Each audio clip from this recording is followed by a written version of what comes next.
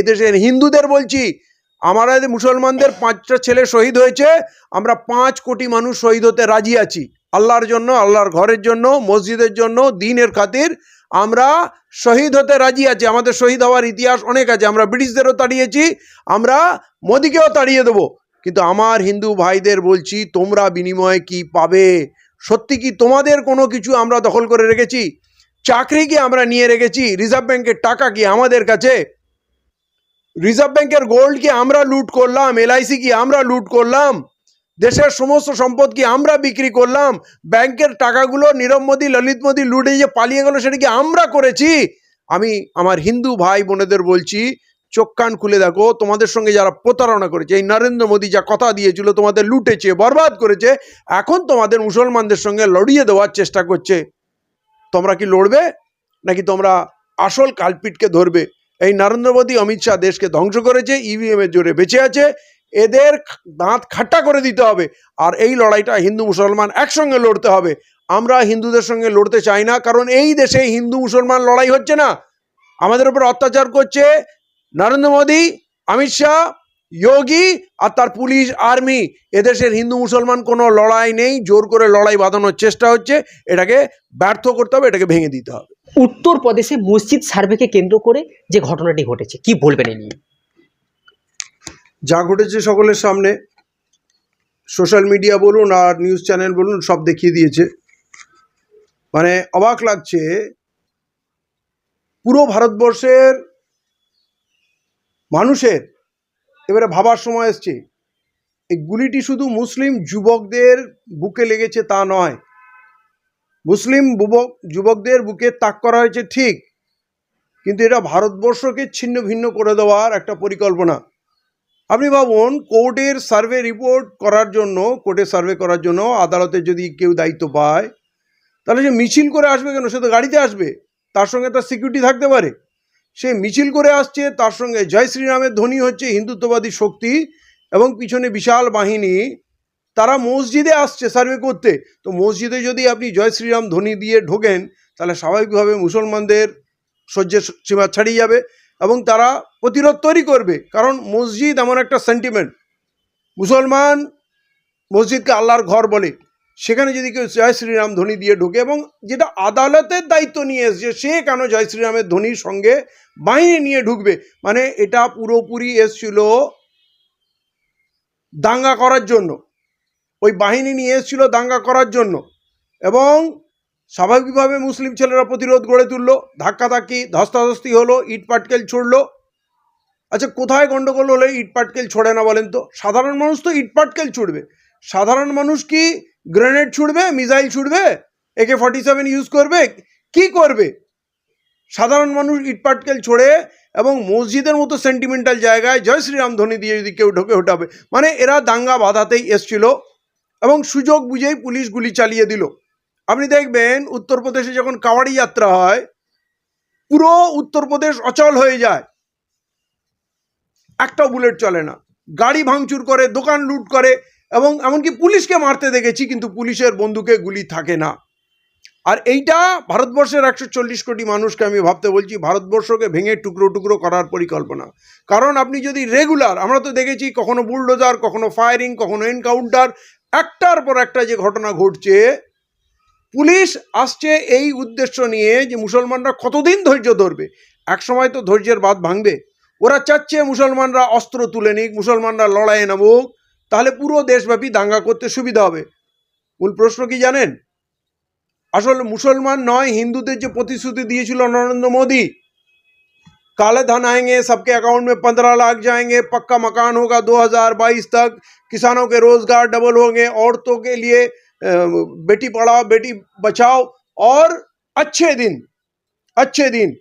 তো আজকে তো মানুষ বলছে জিনিসপত্রের দাম এত বেড়ে গেছে, আমাদের চাকরি নেই, রোজগার নেই, লাখো লাখো লোক, কোটি কোটি লোক বেকার হয়ে যাচ্ছে। গত 42 বছরের সেরা বেকারত্ব এবং গত 45 বছরের সব থেকে ঊর্ধ্বমুখী জিনিসের দাম। অগ্নিপথ নামে যে স্কিম এনেছে, মানে শহীদদের শহীদ বলা যাবে না, তার সার্টিফিকেটও দেবে না। দেশের সমস্ত সম্পদ লুট হয়ে গেছে, ব্যাংকগুলো বিক্রি হয়ে গেছে, রেলওয়ে, খনি, এয়ারপোর্ট, হাইওয়ে সব বিক্রি হয়ে যাচ্ছে। তো এখন তো মানুষ প্রশ্ন করছে না, এই যে অযোধ্যার হার, মন্দির বানার পরেও হিন্দুত্বের পীঠভূমি, আঁতুড় ঘর, সেইখানে বিজেপি হারলো। নরেন্দ্র মোদী হারতে হারতে বাঁচলো, কিভাবে জিতলো আপনারা খুব বুঝতে পারছেন। এবং 400 পারের নারা দিয়ে 240-এ এসে থেমে গেল। মোদির আতঙ্ক হয়েছে যে এবারে হিন্দুরা প্রশ্ন তুলছে, এবারে বলছে আমার রোজগার কোথায় গেল, আমার ব্যবসা কোথায় গেল, আমি এত % ট্যাক্স দিচ্ছি, রিটার্নে কি পাচ্ছি। ব্রিজ ভেঙে পড়ছে, এয়ারপোর্ট ভেঙে পড়ছে, ন্যাশনাল হাইওয়ে ভেঙে পড়ছে, রেল অ্যাক্সিডেন্ট হচ্ছে, মানে পুরো দেশ একটা চরম অরাজকতার মধ্যে। এখন মানুষ প্রশ্ন করছে যে এই সরকার কি করলো, আমরা কি পেলাম। আদানির চুরি, বিদেশে তার নামে আমেরিকায় ওয়ারেন্ট বেরিয়েছে, এরপর হয়তো বিদেশে গেলে মোদির নামে ওয়ারেন্ট বেরোবে, কারণ এরা পার্টনার। অতএব এই ভরাডুবি, এই প্রশ্নের মুখে বাঁচার জন্য এরা বললো চল মসজিদে, চল মসজিদে গিয়ে জয় শ্রীরাম ধ্বনি দেবো। মুসলমানরা খেপে যাবে, ওরা তো ইমোশনাল, খেপে গেলে গন্ডগোল করবে, গন্ডগোল করলে গুলি মারবো, গুলি করলে পুরো দেশে উত্তেজনা হবে। আমি মনে হয় আমার যারা প্রশ্নকর্তা, যারা অধিকার নিয়ে বলছে, তাদের মুখটা বন্ধ করব। আরে মুসলমান কো টাইট তো দে রহে না, কুছ তো কর রহে না, বেকার তো নেই बैठे না। এই হচ্ছে এদের ফর্মুলা। কিন্তু আমি বলছি এদেশের হিন্দুদের ভাবতে হবে, এই 140 কোটির মধ্যে 40 কোটি মুসলমান, যে মুসলমানকে মেরে শেষ করা সম্ভব না। মুসলমানরা এখনো শান্তির পথ খুঁজছে, কিন্তু যেই দিন মাথা ঘুরে যাবে, যেই দিন প্রতিরোধ গড়ে তুলবে, যেই দিন লড়াই নেমে যাবে, সেই দিন কিন্তু এদেশের কেউ শান্তিতে থাকতে পারবে না। মোদি অমিত শাহ বড় ব্যাপার না, মোদি অমিত শাহ একদিন থাকবে না, কিন্তু দেশ থাকবে। সেই দেশকে ধ্বংস করা হচ্ছে। এদেশের হিন্দুদের বলছি, আমাদের মুসলমানদের 5টা ছেলে শহীদ হয়েছে, আমরা 5 কোটি মানুষ শহীদ হতে রাজি আছি। আল্লাহর জন্য, আল্লাহর ঘরের জন্য, মসজিদের জন্য, দিনের খাতির আমরা শহীদ হতে রাজি আছি। আমাদের শহীদ হওয়ার ইতিহাস অনেক আছে। আমরা ব্রিটিশদেরও তাড়িয়েছি, আমরা মোদিকেও তাড়িয়ে দেবো। কিন্তু আমার হিন্দু ভাইদের বলছি, তোমরা বিনিময়ে কি পাবে? সত্যি কি তোমাদের কোনো কিছু আমরা দখল করে রেখেছি? চাকরি কি আমরা নিয়ে রেখেছি? রিজার্ভ ব্যাংকের টাকা কি আমাদের কাছে? রিজার্ভ ব্যাংকের গোল্ড কি আমরা লুট করলাম? এলআইসি কি আমরা লুট করলাম? দেশের সমস্ত সম্পদ কি আমরা বিক্রি করলাম? ব্যাংকের টাকাগুলো নীরব মোদী, ললিত মোদী লুটে যে পালিয়ে গেল, সেটা কি আমরা করেছি? আমি আমার হিন্দু ভাই বোনেদের বলছি, চোখ কান খুলে দেখো। তোমাদের সঙ্গে যারা প্রতারণা করেছে, এই নরেন্দ্র মোদী যা কথা দিয়েছিল, তোমাদের লুটেছে, বরবাদ করেছে, এখন তোমাদের মুসলমানদের সঙ্গে লড়িয়ে দেওয়ার চেষ্টা করছে। তোমরা কি লড়বে, নাকি তোমরা আসল কালপিটকে ধরবে? এই নরেন্দ্র মোদী, অমিত শাহ দেশকে ধ্বংস করেছে, ইভিএম এর জোরে বেঁচে আছে। এদের দাঁত খাট্টা করে দিতে হবে। আর এই লড়াইটা হিন্দু মুসলমান একসঙ্গে লড়তে হবে। আমরা হিন্দুদের সঙ্গে লড়তে চাই না, কারণ এই দেশে হিন্দু মুসলমান লড়াই হচ্ছে না, আমাদের উপর অত্যাচার করছে নরেন্দ্র মোদী, অমিত শাহ, যোগী আর তার পুলিশ, আর্মি। এদেশের হিন্দু মুসলমান কোনো লড়াই নেই, জোর করে লড়াই বাঁধানোর চেষ্টা হচ্ছে। এটাকে ব্যর্থ করতে হবে, এটাকে ভেঙে দিতে হবে। তাহলে কি যোগী সরকারের যে লোকসভা নির্বাচনে যে মানে যেভাবে পরাজয় হয়েছে, মানে সেই জন্য কি হিন্দু কট্টরবাদীদের মনোবলকে বাড়াতে, তাদের মন জয় করতে কি মুসলিমদেরকে পেছনে লেলিয়ে দেওয়া হচ্ছে? 100 ভাগ। এরা বলার মতো এদের কাছে নেই কিছু। মানুষ যে প্রশ্ন করছে তোমার প্রতিশ্রুতিগুলো কি হলো, তখন উত্তর নেই। অতএব উত্তর এরা দেবেও না। এই জন্য মোদি কোনোদিন প্রেস কনফারেন্স করেনি। মোদি জানে একটাই জিনিস, হিন্দু মুসলমান করে এত গুলিয়ে দাও আর মানুষের মাথায় এত বিষ গুলে রেখেছি, এই মানুষ আসল উদ্দেশ্যটা এরা ভুলে যাবে। আরে আমাদের দেশে কখনো খুন, পাঠান, মোগল, ব্রিটিশ, ফ্রেঞ্চ রাজত্ব করেছে। তো এত বছরের গোলামির পর যখন আমরা 1947 সালে 15ই আগস্ট স্বাধীনতা পেলাম, এই 75 বছর পর কি আমরা হিন্দু মুসলমান করব, মন্দির মসজিদ করব? হিন্দুদের কি কোনো দিন এমন দিন আসবে না যে আমরা একটু ভালো খাবো, ভালো পরবো, ভালো বাড়িতে থাকবো, আমার ছেলে লেখাপড়া শিখবে, ডাক্তার ইঞ্জিনিয়ার হবে, তারাও পাক্কা মাকানে থাকবে? কোনো দিন কি তাদের ভালো দিন আসবে না? তারা এখনো কি মুসলমানদের সঙ্গেই লড়তে থাকবে? মুসলমানদের কাছে কি আছে? কিছুই তো নেই। আর আমি বলছি, মোদির যদি লড়ার ইচ্ছা আছে, তাহলে পৃথিবীতে অনেক মুসলিম দেশ আছে, সেখানে গিয়ে লড়ুক।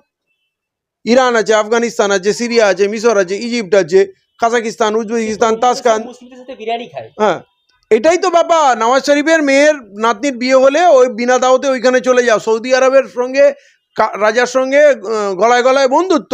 অমিত শাহের ছেলের সঙ্গে মানে পাকিস্তানের ব্যবসায়ীর সঙ্গে পার্টনারশিপ ব্যবসা চলে। আর বিজেপির নেতাগুলো জামাই হয় মুসলমান, আর এখানে নিচের ওদের ছেলেরা বিদেশে পড়াশোনা করছে, আর সাধারণ গরিব হিন্দুদের বলছে মুসলমানদের বিরুদ্ধে লড়তে হবে, নাহলে এই দেশটাকে বাঁচানো যাবে না। অতএব এইটা যত তাড়াতাড়ি বুঝে যায়, এরা শুধু এদের গতি বাঁচানোর জন্য, কারণ জানে এরা গদি থেকে পড়লে হয় এদের জেলে জায়গা হবে, নয় এই দেশ ছেড়ে পালাতে হবে। এরা এত কারাপশন করেছে, এই আদানি আম্বানির সঙ্গে মিশে দেশটাকে লুটেছে। কাদের লুটেছে? মুসলমানদের লুটেছে। মুসলমানদের কাছে কি ছিল? এরা হিন্দুদের লুটেছে, এরা হিন্দুদের বরবাদ করেছে, হিন্দুদের শোষণ করেছে। আজ গ্যাসের সিলিন্ডার হিন্দুরা আমাদের সমান বেশি দামে কেনে না, আজ পেট্রোল তারা বেশি দামে কেনে না, চাল ডাল তেল নুন বেশি দামে কেনে না। প্রতিটা জিনিসে যদি 100 জনের মধ্যে 14 জন মুসলমান হয়, তাহলে 14 জন মুসলমানকে লুটেছে আর 86 জন অমুসলমানকে লুটেছে মোদি। তাহলে হিন্দুদের কোথায় ছাড় দিল? লুটলো তো বেশি হিন্দুদের। এই কথাটা হিন্দুদের বুঝতে হবে। এই লোক প্রতারক, এই লোক দালাল, এই লোক লুটেরা। দেশকে বাঁচান। এই দেশ মোদিরও না, অমিত শাহ না, এই দেশ আমাদের 140 কোটি মানুষের দেশ। অতএব মুসলমান তোমার শত্রু না, মুসলমান তোমার কিছু নিয়ে বসেনি। তোমাদের যারা ঠকিয়েছে, যারা প্রতারণা করেছে, তাদের তোমরা বুঝে নাও। এই যে খুন, এই যে মার্ডার, মসজিদে গিয়ে গুলিগালা চালাচ্ছে, এরা চাচ্ছে দাঙ্গা লাগাতে। আপনি দেখুন এই ঘটনার ঘটার পরেও পুরো দেশ কিন্তু শান্ত, কোথাও হিন্দু মুসলমান দাঙ্গা হচ্ছে না। অতএব মানুষ বাঁচতে চায়, মানুষ তার অধিকার পেতে চায়। এরা জোর করে হিন্দু মুসলমান করছে, কিন্তু কোথাও হিন্দু মুসলমান নেই, কোথাও হিন্দু মুসলমানের দাঙ্গা নেই, বিদ্বেষ নেই। কিছু গোলাম তৈরি করেছে, কিছু লোককে ট্রেনিং দিয়ে মাথায় পয়জন ভরে হোয়াটসঅ্যাপ ইউনিভার্সিটিতে পড়িয়ে কিছু লোককে সন্ত্রাসী তৈরি করেছে। সন্ত্রাসী কিভাবে করিয়েছে? যে না, তুমি মুসলমানদেরকে মারবে, তুমি মসজিদে আক্রমণ করবে, তুমি মুসলমানদের হত্যা করবে, পুলিশ তোমাদের বাঁচিয়ে নেবে, আদালত তোমাদেরকে বাঁচিয়ে নেবে, আমরা তোমাদেরকে বাঁচিয়ে নেব। এই করে, তা না হলে যদি দেশের আইন থাকে, দেশে যদি প্রশাসন থাকে, তাহলে এই যে সন্ত্রাসবাদী কাজ হচ্ছে, মব লিঞ্চিং হচ্ছে, মসজিদে গিয়ে ভাঙচুর করছে, একটা লোক মসজিদের ধারে কাছে আপনি দেখতে পাবেন না। এদের স্পন্সার্ড করে ব্যাকিং দিয়ে পাঠানো হয়, টাকা পয়সা দিয়ে পাঠানো হয় যে তোমরা এইসব গিয়ে অশান্তি করো, যাতে দেশের মূল সমস্যা থেকে মানুষের দৃষ্টি সরিয়ে দেওয়া।